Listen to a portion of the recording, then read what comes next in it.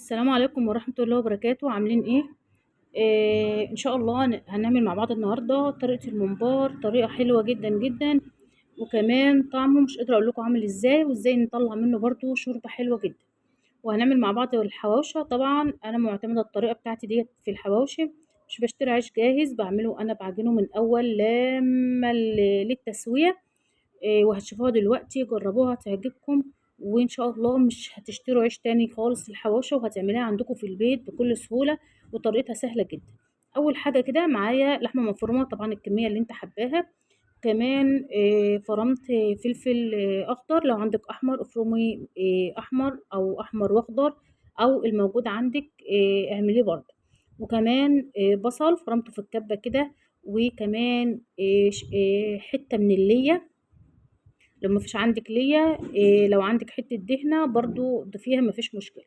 وحطيت التوابل، حطيت كيس من بهارات الحواوشي، من الخلطة بتاعة الحواوشي ديّة اللي أنتم شفتوها دلوقتي، وكمان ضِفت مع 7 بهارات، وضِفت ملح، وضِفت كمان شوية من بهارات الشيف مؤمنة، البهارات دي باعملها عندي حلوة جدًا، وكمان ضِفنا الملح وفلفل أسود. خلاص كده؟ بس هاقلّبها كويس جدًا زي ما أنتم شايفين كده. وهغطيها بقى وادخلها التلاجة على طبعا ما اعمل عجينة وترتاح وتخمر، وهتشوفوا الطريقة بتاعت العجينة دلوقتي. بس طبعا قبل ما اعمل العجينة هعمل الممبار، هحشي الممبار واحطه على النار يستوي، علشان ده كان اوردر معايا، فعشان الاوردر يطلع في ميعاده وما اتأخرش عليه. فرمت كده بصل طبعا للممبار، بصل بقى عايز بصل شوية حلوين يعني، كام بصلاية كده، وضفت عليهم وكمان فلفل اخضر، ضفت عليهم ملح، 7 بهارات، كمون، كزبرة، فلفل اسود، وكمان شوية من بهارات الشيف مؤمنة اللي انا عاملاها برضو، والملح. هدعك بقى كله مع بعضه.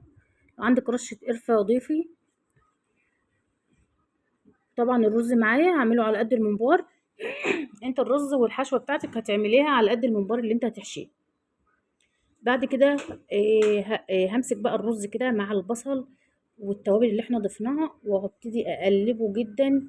يعني بصوا تقليبه حلوه يعني لغايه ما الرز كده يتشرب من البصل، وكمان والتوابل. هتشوفوه دلوقتي.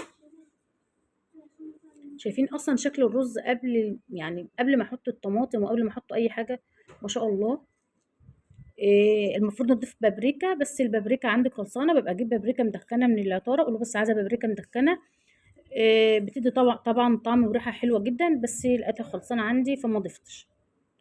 ومعايا بقى خضرة شبت وكزبرة وبقدونس، اتغسلوا كويس جدا، وحطيتهم في مصفى، صفوا من المية خالص عشان مش عايزة الخلطة تبقى فيها مية ولا أي حاجة. وقطعتها ناعم، وهقلبها بالشكل ده مع الرز.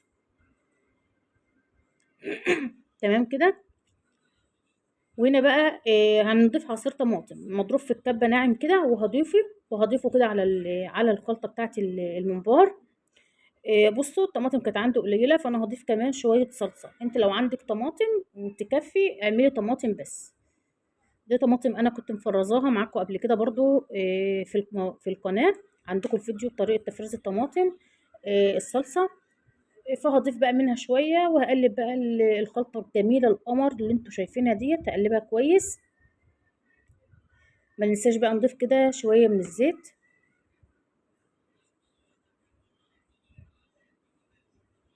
شايفين بقى شكل الخلطة؟ بصوا ريحتها من قبل محشي الممبار ولا اي حاجة، ريحتها كانت طالعة حلوة جدا. لو انتوا وصلت معايا لحد هنا ما تنساش تعملوا لايك للفيديو، وكمان صلوا على الرسول عليه افضل الصلاة والسلام. وبصوا الممبار هنا كان ده ممبار بلدي دوت، طبعا متنضف ومغسول كويس يعني جدا. حطوا تحت جدا ديت كام شرطة كده، لازم يتغسل كويس طبعا. تغسليه بدقيق، تغسليه وملح. انا مش بغسله بخل خالص، محبش اغسل الممبار بخل ولا الطيور ولا اي حاجة. وليمون، ولو ممكن تبشري بصلايه وتدعكيها كده بشويه فلفل اسود، وكمان تقومي حطاها على الممبار تنقعيها فيها برضو شويه. كل ده حلو جدا.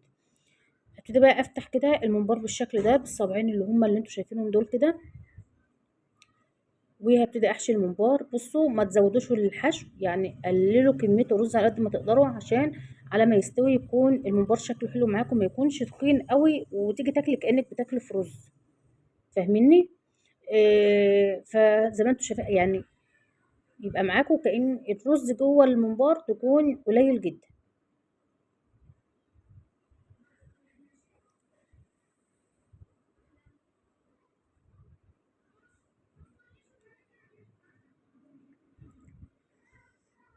هنبتدي بقى نحشي بالشكل ده كده، هحشي معاكم بس كمان واحده كده وهكمل بقيه الكميه، عشان الفيديو بس ما يبقاش طويل عليكم كده. وشوفوا حابين اعمل لكم وصفات ايه، واكتبوا لي في الكومنتات، عشان اللي حابب اعمل له وصفه ان شاء الله اعملها له، واعمل لكم ان شاء الله اللي انتوا عاوزينه.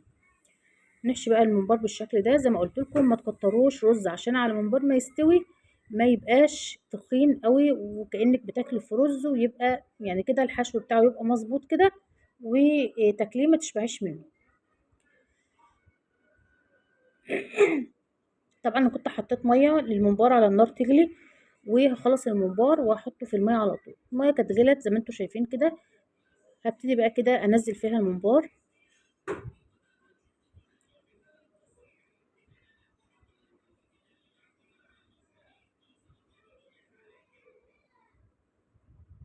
طبعا بقى هنحط توابل كده في الميه، هنحط ورق لورا، نحط حبهان، هنحط بصلايه، وهنحط كمان 3 4 فصوص من الحبهان. ولو عندك برضو نص عيد قرفة صغير كده، ضيفي حتة من القرفة الخشب. كل ده بيدي طعم حلو للممبار. وشايفين شكل الشرب، شايفين اصلا الشوربة عاملة ازاي. بس كده الممبار خلاص كده كان قرب استوى خلاص. هضيف له الملح، وهسيبه كمان دقيقتين اتنين، وبعد كده هشيله وهنقليه مع بعض. بس قبل ما نقليه تعالوا بقى نكمل بقية الحواوشي،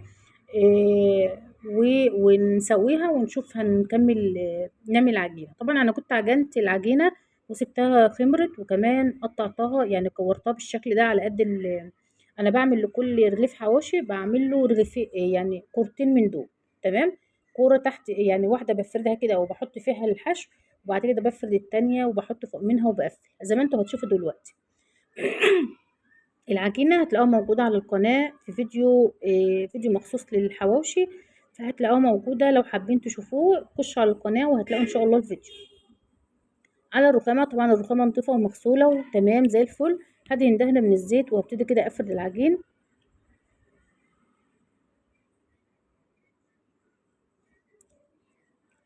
جربوها حلوة جدا. هقول لكم برضو مقادير العجينة تبقى شوية من السكر، معلقة سكر صغيرة، وكمان ملح، وكمان الدقيق، وكمان يجي معلقتين زيت، دول على نص كيلو دقيق. لا طبعا لو هتعملي كيلو دقيق 2 كيلو دقيق على حسب الكمية اللي هتعمليها. هتزودي برضو المقادير. المهم العجينة زي ما قلت لكم موجودة في فيديو على القناة بطريقة الحواوشة، فيديو ما فيش فيه غير طريقة الحواوشة بس. فردت كده 2 من العجين زي ما انتوا شايفين كده، وهبتدي احط الحشوه بقى اللي هي اللحمه بالشكل ده.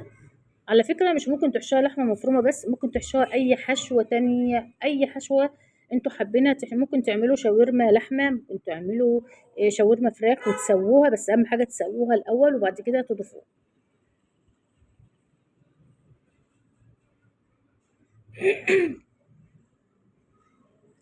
هبتدي بقى اظبط كده بالشكل ده، واجيب بقى الطرف من تحت هقفل بيه بالشكل ده. طبعا انا ولعت الفرن يسخن،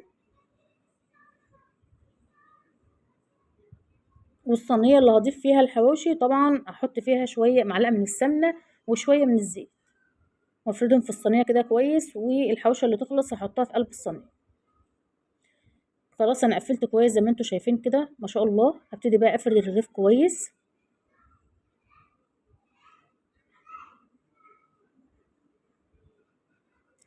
شايفين اللقمة رقيقة جدًا، العجينة رقيقة جدًا مش تخينة، يعني بعد التسوية هتحبوا تاكلوا أصلًا العيش بتاع الحواوشي كمان بيبقى طعمه رهيب. فجربوها ان شاء الله تعجبكم. هعمل معاكم كمان واحدة وبعد كده هكمل الباقي وهسويه في الفرن. هنسويه على درجة حرارة يعني متوسطة، مش عالية قوي ولا هادية قوي. وهحطه بس اول 10 دقايق كده على ارضية الفرن، وبعد كده برفعه على الشبكة وبولع عليه من فوق ومن تحت.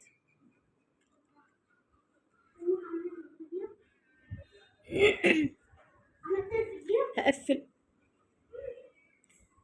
هنقفل بقى بالشكل ده كده. هنجيب الطرف من تحت ونقفل على العجينة اللي فوق بالشكل ده كده. وهبتدي برضو افرد. ما تقلقوش، ما بتبقاش اللقمة تخينة، بتبقى رقيقة جدا وبتاكلي حواوشة. بصوا احسن ما بتشتريها من بره بمليون مرة. على الاقل مش بتجلط في البق كده وبتعمل دهون. دي حاجة انت عاملاها في البيت. وكمان يعني اللحمة انت شارياها وعاملاها بايدك، مش بواقي بقى لحم وكلام من ده، لا. جربيها ان شاء الله تعجبكم جدا جدا. مفيش حد اخدها مني الا ما حبها وبيطلبها تاني وتالت، وان شاء الله تعجبكم. هبتدي بقى بالشوكه كده، ابتدي كده اخرم كده الحواوشي عشان مش عايزاها تبقى قوي معايا. وهدهن الوش بالشكل ده. وبس كده هدخلها بقى الفرن تستوي. وبعد ما تستوي هنرجع نشوفها مع بعض وهي في الفرن كده. هنبتدي نقلي الممبار علشان خاطر خلاص جينا وقت ميعاد الاوردر، عشان الممبار يبقى سخن. فخلاص هقليه بقى وهطلع الحواوشة. وبعد ما هخلص هنرجع نشوف شكل الاكل بعد ما خلص. ما شاء الله حلو جدا.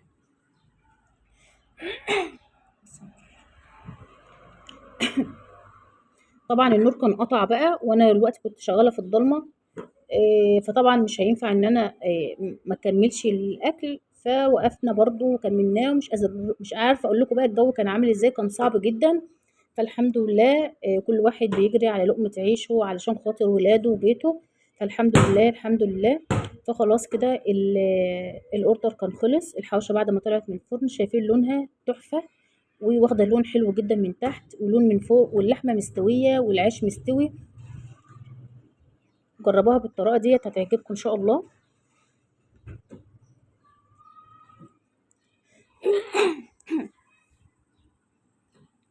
شايفين اللحمه باينه من العيش. يعني ما تقلقوش، مش هتبقى تخينه ولا اي حاجه. ظبطوا بس الدنيا كده وهيبقى كله ما شاء الله حلو جدا معاكم. وربنا يحسن ما بين ايديكم جميعا يا رب. وده كان شكل الممبار بعد ما اتقلى. ما شاء الله تحفه وريحته حلوه جدا. والزبونه بعتت لي الاكل كان عاجبها جدا جدا. بس وده كان الاوردر بتاعنا النهارده. ودي كانت وصفتي معاكم، فيديو بسيط وخفيف. يا رب يعجبكم وتطبقوا الوصفات بتاعتي.